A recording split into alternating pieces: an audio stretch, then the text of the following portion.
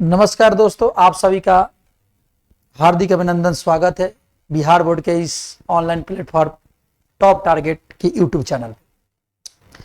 जैसा कि आप सभी जानते हैं कि वर्ष 2026 में बिहार बोर्ड के एग्जाम के प्रिपरेशन के लिए बहुत ही कम समय बचा है। उसी को ध्यान में रखते हुए टॉप टारगेट चैनल के द्वारा सब्जेक्टिव प्रश्नों की एक सीरीज चलाई जा रही है। ध्यान सुनिए, सब्जेक्टिव प्रश्नों की एक सीरीज चलाई जा रही है जिसमें प्रत्येक चैप्टर से जो वीवीआई प्रश्न बार बार एग्जाम में पूछा गया है, हमारी एक्सपर्ट टीम के द्वारा सभी प्रश्नों को गेस करके तैयार किया गया है। उसी को ध्यान में रखते हुए पिछले कुछ वीडियो में आपने देखा कि त्रिकोणमिति से प्रश्न लिया गया था, फिर उसके बाद एपी से प्रश्न लिया गया था। आज भी जो प्रश्न है एपी से ही लिया गया है। तो आशा करते हैं कि पिछले वीडियो आप पढ़े होंगे, देखे होंगे, और इस भी किसी भी प्रकार का उस वीडियो में आपको दिक्कत हो, पढ़ाई में समझ में नहीं आया हो, तो आप हमें कमेंट कीजिए या हमारे पर्सनल व्हाट्सएप ग्रुप या टेलीग्राम को ज्वाइन कीजिए। तो आइए शुरू करते हैं आज के क्लास। प्रश्न है 1, 4, 7, 10 अगर यदि एपी में है, 1, 4, 7, 10 एपी में है तो एपी का 18वां पद ज्ञात करना है। जी हाँ, बहुत ही अच्छा सुंदर सा प्रश्न है जो अक्सर बिहार बोर्ड के एग्जाम से 2 मार्क्स में पूछे जाते हैं। ये जो प्रश्न है 2 मार्क्स में बार बार पूछे जाते हैं। तो सबसे पहले हम लिखेंगे दिया गया है कि श्रेणी 1, 4, 7 डैश डैश डैश एपी में। जब भी कोई श्रेणी एपी में दिया हो, मतलब समानांतर श्रेणी में दिया हो, तो सबसे पहले प्रथम पद ए होता है। प्रथम पद ए का मान दिया जाता है और डी को क्या करते हैं हम लोग, T2 माइनस T1 करते हैं। मतलब डी का फॉर्मूला होता है आगे वाले पद में से पीछे वाले पद को घटाइए, उसके आगे वाले पद से पीछे वाले, आप T2 माइनस T1 भी लिख सकते हैं, T3 माइनस T2 भी लिख सकते हैं, T4 माइनस T2 भी लिख सकते, T3 भी लिख सकते हैं। तो 4 माइनस 1 बराबर 3 और n का वैल्यू 18 दिया गया। क्यों? क्योंकि 18वां पद पूछा है। तो एक एपी का फॉर्मूला है होता है, इसलिए एपी का एनवा पद बराबर Tn बराबर होता है a plus n minus 1 into D.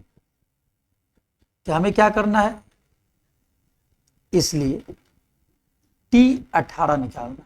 T18 मतलब एपी का 18वां पद पूछ रहा है। हम लिखेंगे ए प्लस 18 माइनस 1 इंटू डी। अब ए का भी वैल्यू दिया है, कितना दिया है 1, 18 में से 1 गया 17 गुना, डी का वैल्यू कितना दिया है 3। तो 1 प्लस 17 दिया 51, ये 52 हो गया आपका।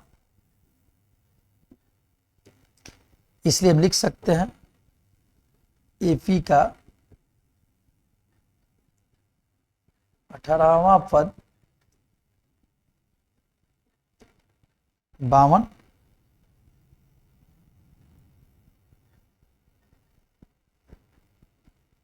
एपी का 18वां पद कितना है 52 है।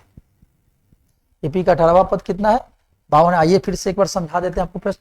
प्रथम पद को क्या बोलते हैं ए, सार्वंतर कितना का प्रवृत्ति हो रहा है 3 का, और एन का मान 18 दिया है। तो यहाँ पर एपी का एनवा पद Tn बराबर ए प्लस n माइनस 1 डी। इस सूत्र का हम क्या करेंगे, प्रयोग करेंगे। यहाँ पर टी एन की जगह कितना भरेंगे 18 भरेंगे, ए रहने देंगे फिलहाल। 18 माइनस एन, यहाँ पर 18 था तो यहाँ पर 18 हो गया। 18 में से 1 घटाएंगे तो कितना हो जाएगा 17 होगा। 17। अब डी का मान भर देते, डी का बार कितना दिया है 3 दिया है, 3 यहाँ पर भर देंगे तो 17 दिया 51 है 52। यानी एपी का 18वां पद क्या हो गया 52। और भी कोई भी पद पूछे तो आप शॉर्टकट में बना सकते हैं। मान लीजिए एपी का अगर 20वां पद पूछ दे तो आपको पिछली क्लास में बताए थे कि 1 कम लिख देंगे, ए प्लस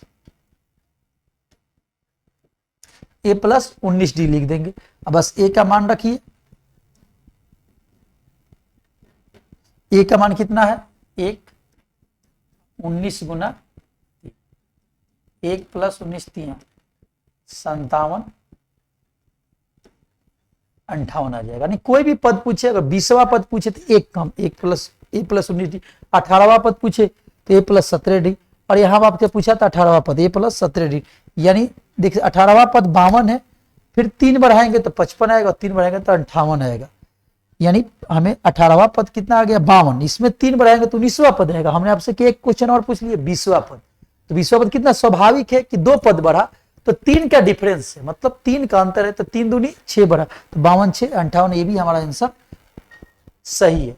ऐसे ही मैथ से ऑब्जेक्टिव सब्जेक्टिव VBI क्वेश्चन देखने के लिए हमारे टॉप टारगेट यूट्यूब चैनल को सब्सक्राइब करें और वीडियो को ज़्यादा से ज़्यादा शेयर करें। मिलते हैं एक नए वीडियो में नए जोश उमंग के साथ। तब तक के लिए आज की वीडियो में इतना ही। बहुत बहुत धन्यवाद आप सभी को वीडियो देखने के लिए।